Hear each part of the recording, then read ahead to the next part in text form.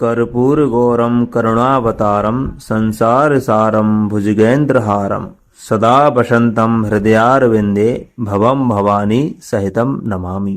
प्रिय दर्शकों, आपका अपने YouTube चैनल में बहुत बहुत स्वागत है। आइए आज आप सुनेंगे सोम प्रदोष व्रत की कथा। जब भी प्रदोष व्रत सोमवार के दिन पड़ता है तो उसे सोम प्रदोष व्रत कहते हैं या उसे सोमवार प्रदोष व्रत के नाम से जाना जाता है। प्रदोष व्रत के दिन शंकर भगवान का पूजन करने से प्रदोष काल में बहुत महत्व माना जाता है। प्रदोष काल का समय सायंकाल के बाद और रात्रि आने के पूर्व दोनों के बीच का जो समय है उसे प्रदोष कहते हैं। इस समय शंकर भगवान प्रसन्न मुद्रा में रहते हैं। जो भी भक्त इस समय इनका पूजन करते हैं, उनका व्रत धारण करते हैं, तो शंकर भगवान उनके सभी मनोरथों को पूर्ण करते हैं। इसलिए व्रत करने वाले को उसी समय शंकर भगवान का पूजन पूरे विधि विधान के साथ करना चाहिए। तो आइए सुनते हैं सोम प्रदोष व्रत की कथा। तो बोलिए शंकर भगवान की जय। उमापति महादेव की जय। सूत जी बोले, हे ऋषियों, अब मैं सौम्य त्रयोदशी व्रत का महात्म्य वर्णन करता हूँ। इस व्रत के करने से शिव पार्वती प्रसन्न होते हैं। प्रातःकाल स्नान आदि करके शुद्ध होकर के शिव पार्वती का ध्यान करके पूजन करें और अर्घ दें। सोम प्रदोष के दिन ओम नमः शिवाय मंत्र का 108 बार जाप करें, फिर उनकी स्तुति करें। हे प्रभु, मैं इस दुख सागर में गोते खाता हुआ ऋण भाव से दबा ग्रह दशा से ग्रसित हूँ। हे दयालु, मेरी रक्षा कीजिए, मेरे ऊपर अपनी कृपा कीजिए। शौनकादि ऋषि बोले, हे पूज्यवर महामते, आपने यह व्रत संपूर्ण कामनाओं के लिए बताया है। अब कृपा करके यह बताने का कष्ट करें कि यह व्रत किसने किया व उसने क्या फल पाया। श्री सूत जी बोले, एक नगर में एक ब्राह्मणी रहती थी। उसके पति का स्वर्गवास हो गया था। कोई भी उसका धीर धरैया न था, इसलिए सुबह होते ही वह अपने पुत्र के साथ भीख मांगने निकल जाती और जो भिक्षा मिलती उसी से वह अपना तथा अपने पुत्र का पेट भरती थी। एक दिन ब्राह्मणी भीख मांगकर लौट रही थी तो उसे एक लड़का मिला। उसकी दशा बहुत खराब थी। ब्राह्मणी को उस पर दया आ गई। वह उसे अपने साथ घर ले आई। वह लड़का विदर्भ का राजकुमार था। पड़ोसी राजा ने उसके पिता पर आक्रमण करके उसके राज्य पर कब्जा कर लिया था, इसलिए वह मारा मारा फिर रहा था। ब्राह्मणी के घर पर वह ब्राह्मण कुमार के साथ रहकर पलने लगा। एक दिन ब्राह्मण कुमार और राजकुमार खेल रहे थे। उन्हें वहां गंधर्व कन्याओं ने देख लिया। वे राजकुमार पर मोहित हो गईं।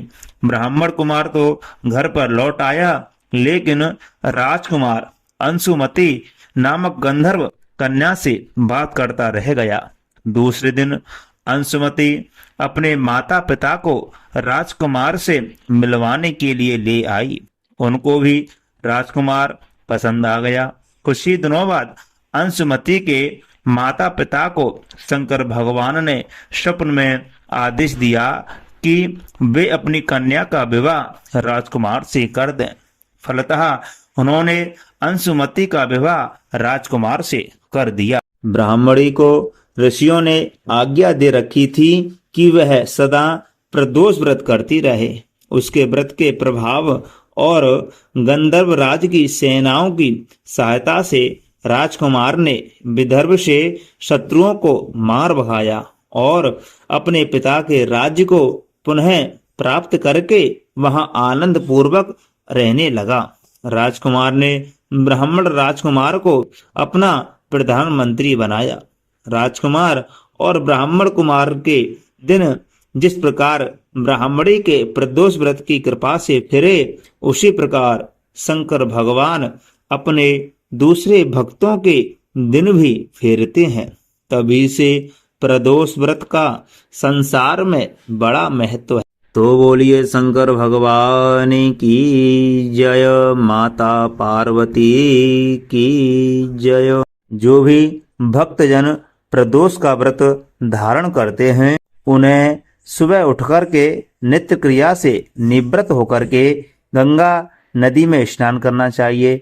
यदि वो गंगा नदी में स्नान नहीं कर सकते हैं तो घर पर ही थोड़ा सा गंगा जल मिलाकर के स्नान कर लें। उसके बाद शुद्ध वस्त्र धारण करके सूर्यदेव भगवान को अर्घ्य प्रदान करना चाहिए और उसके बाद शंकर भगवान से अपने व्रत के लिए प्रार्थना करनी चाहिए। हे भोलेनाथ, आज मैं प्रदोष व्रत धारण करने जा रहा हूँ या करने जा रही हूँ। जो भी आपके मन में इच्छा है, कोई कामना है, तो शंकर भगवान से मन ही मन प्रार्थना कर।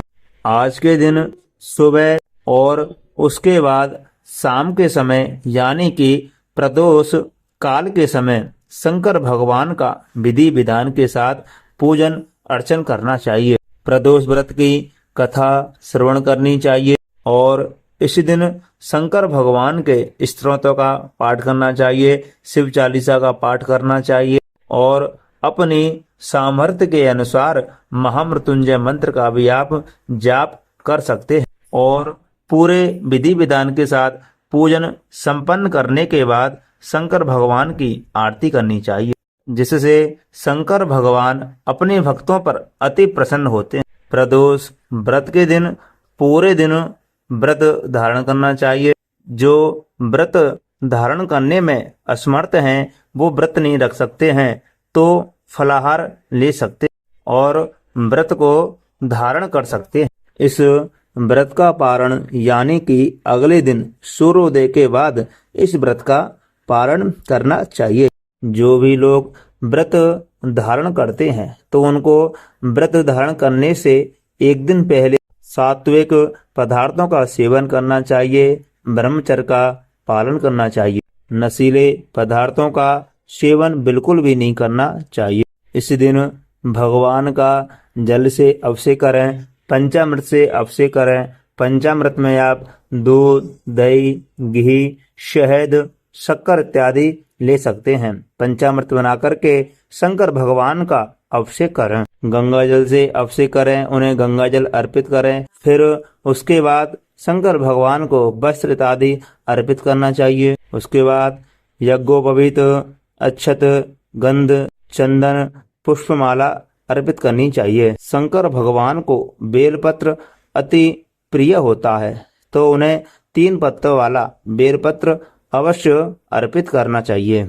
उन्हें शमीपत्र, भांग, धतूरा अर्पित करें। शंकर भगवान को तुलसी की मंजरी अर्पित करनी चाहिए। उसके बाद शंकर भगवान को धूप दीप दिखाने के बाद भोग इत्यादि लगाएं, उनको सुंदर सा नैवेद्य अर्पित करना चाहिए। फिर उन्हें तांबूल, पान इत्यादि अर्पित करना चाहिए। ये सब करने के बाद शंकर भगवान की आरती करें। आरती करने के बाद व्रत की कथा सुननी चाहिए। तो मित्रों, इस प्रकार से शंकर भगवान की पूरे विधि विधान के साथ पूजा अर्चना करनी चाहिए, जिससे शंकर भगवान भक्तों के ऊपर अति प्रसन्न होते हैं और उन्हें मनचाहा वरदान देते हैं। तो मित्रों, आज की यही जानकारी है। तो मित्रों, आपने वीडियो को लाइक नहीं किया है तो लाइक अवश्य कर लें और कमेंट बॉक्स में हर हर महादेव अवश्य लिख दें और वीडियो को सभी के पास शेयर भी कर दें। आपने हमारे चैनल को सब्सक्राइब नहीं किया है तो सब्सक्राइब भी अवश्य कर लें।